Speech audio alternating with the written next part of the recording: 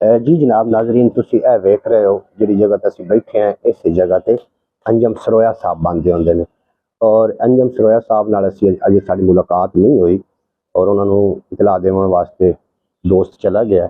अल्हम्दुलिल्लाह असीं जनाब काफ़ी दिनों तो इस जदोजहद जैसे भी किसी तरीके दे नाल अंजम सरोया साहब नाल साडी मुलाकात हो जाए, लेकिन अज मौका मिले और दुआ करो कि अल्लाह करे कि साडी सरोया साहब नाल मुलाकात हो जाए।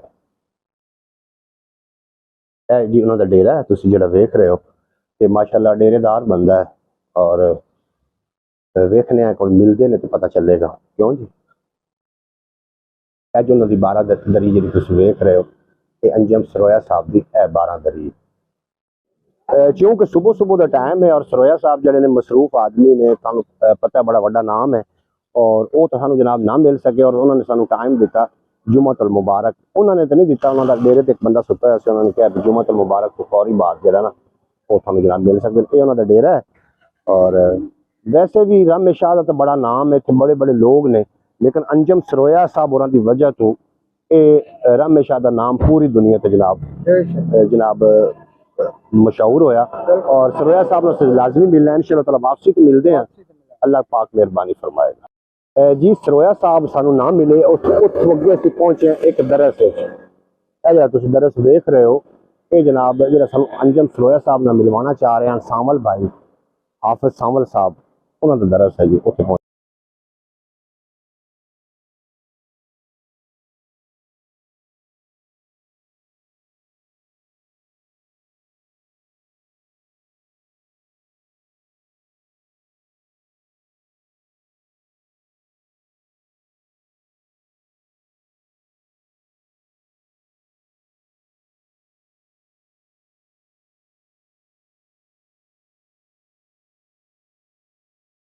जनाब टोबे का मेन चौक है मेन चौक और जहाज तो नजर आ रहा है जनाब टोबे का मेन चौक है। जी मोअज़्ज़ज़ नाज़रीन इस टाइम असीं पहुंचे हैं जनाब फतोवाल टोबा टेक सिंह का एक गाँव है फतोवाल 378 गाफबे और ए शायद भाई ने इन्होंने मिलने वास्ते आए हैं इन्होंने बड़ी सेवा फरमाई है और उन्होंने गलबात भी करते हैं। अस्सलाम वालेकुम शायद भाई। वालेकुम सलाम जनाब बड़ी खुशी हुई सानू तुहाडे नाल मिल के। सऊदी अरब कदों तो हो?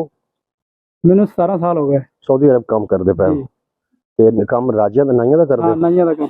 कितने दिन तो आए हो? मैंने तकरीबन 1.5 महीना हो गया।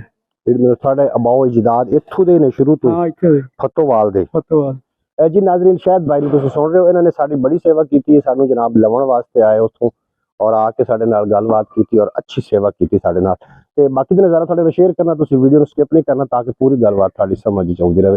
कोई पंजाबी वसेबा वाले पैगाम देना चाहोगे जी? पैगाम कोई भी नहीं जी नाज़रीन साडे नाल ही रहो और जो लोग अजे तक चैनल सबसक्राइब जिन्होंने नहीं किया वो जरूर सबसक्राइब कर लवो। सबसक्राइब करने नाल तुहाडा कोई भी नुकसान नहीं होना ताकि हर आने वाली वीडियो तुहाडे तक बर वक्त पहुंचती रहे। पीर महल रजाना ते टोबा टेक सिंह कमालिया एक कोई तहसील है तो जनाब तुम साढ़े नाल रहो। टोबा टेक सिंह पहले फैसलाबाद नाल अटैच आ और बाद फैसलाबाद तो मोड़ दिता गया। यह जनाब असीं गड्डी दा सफर किया जा रहे हैं वापस साढ़े नाल रहो। यह जी फतोवाल पिंड दा मेन बाजार है इदू ही आप आए हैं ना जी याद तो रह गया कि असीं मोड़े इदू ही असीं आए हैं जनाब। ये मेन बाजार है और इत्थों दे जिहड़े लोग ने उन्होंने काफ़ी मोहब्बत फरमाई है अल्लाह पाक भाई सलामत रखे। फतोवाल है जनाब असी अंजम सरोए ते दोबारा डेरे ते आए हैं और हुण अल्लाह करे तो सानू अंजम सरोया साहब मिल पावन। बड़ी खेचल की जनाब उस वापसी ते भी और बड़ी मेहरबानी है जनाब तनवीर सावल दी जिन्हें जनाब सानू तू खलो के वेख चलो।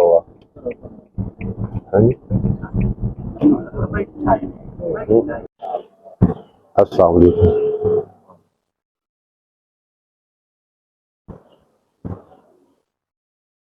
अस्सलाम वालेकुम।